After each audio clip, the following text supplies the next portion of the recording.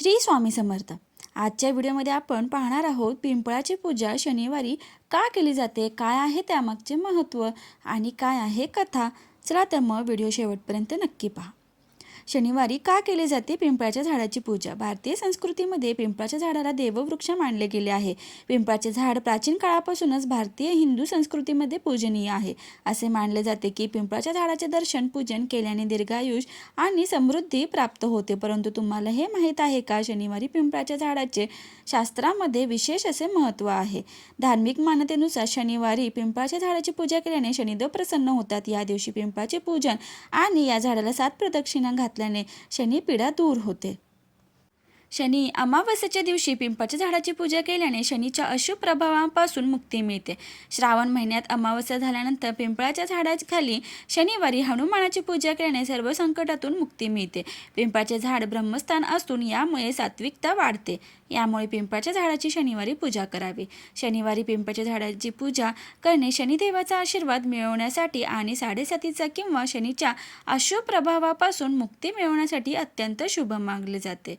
पिंपळाच्या झाडाचे महत्त्व। पिंपळाच्या झाडाने शनिदेवतेची पूजा करण्याच्या परंपरेमागे अनेक कारणे आहेत, पण त्या कारणांपूर्वी पिंपळाच्या झाडाचे महत्त्व समजून घेणे आवश्यक आहे।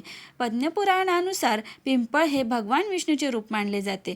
भगवान श्रीकृष्णाने गीतेत म्हटले आहे की अश्वत्थ सर्व वृक्ष, म्हणजेच वृक्षांमध्ये मी पिंपळ वृक्ष आहे। पिंपळात केवळ विष्णूच राहत नाही तर त्रिमूर्तीही वास्तव्य करते। त्यांच्या मुळाशी श्री विष्णू, देठात भगवान शंकर आणि समूळ ब्रह्माचे वास करतात। त्यामुळेच पिंपळाला सर्वोत्तम देववृक्षाची पदवी मिळाली आहे। पद्मपुराणानुसार पिंपळाच्या झाडाला नमस्कार करून त्याची प्रदक्षिणा केल्याने व्यक्तीचे आयुष्य अधिक वाढते आणि जो व्यक्ती या झाडावर जल अर्पण करतो त्याची सर्व पापे नष्ट होऊन स्वर्गप्राप्ती होते। पिंपळाच्या झाडाची पूजा केल्याने शनिदेवाच्या दुःखाचा सामना करावा लागत नाही। शनिदेवाच्या वेदना शांत करण्यासाठी पिंपळाच्या झाडाची पूजा करण्याची पद्धत सांगितली जाते।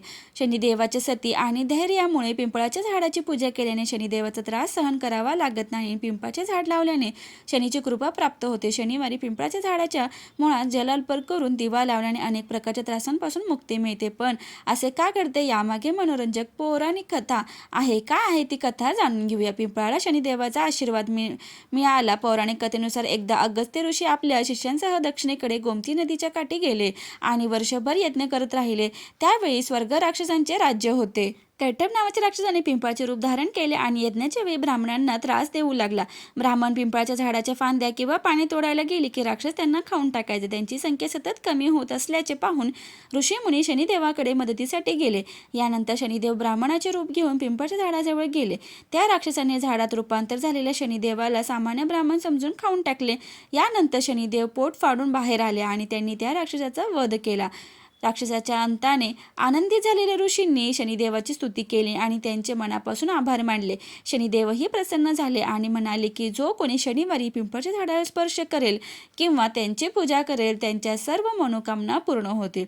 जो कोणी या वृक्षाजवळ स्नान, तप, हवन व पूजा करेल त्याला माझे दुःख कधीच भोगावे लागणार नाही। माहिती आवडल्यास व्हिडिओला लाईक, शेअर आणि सबस्क्राईब करायला विसरू नका। धन्यवाद।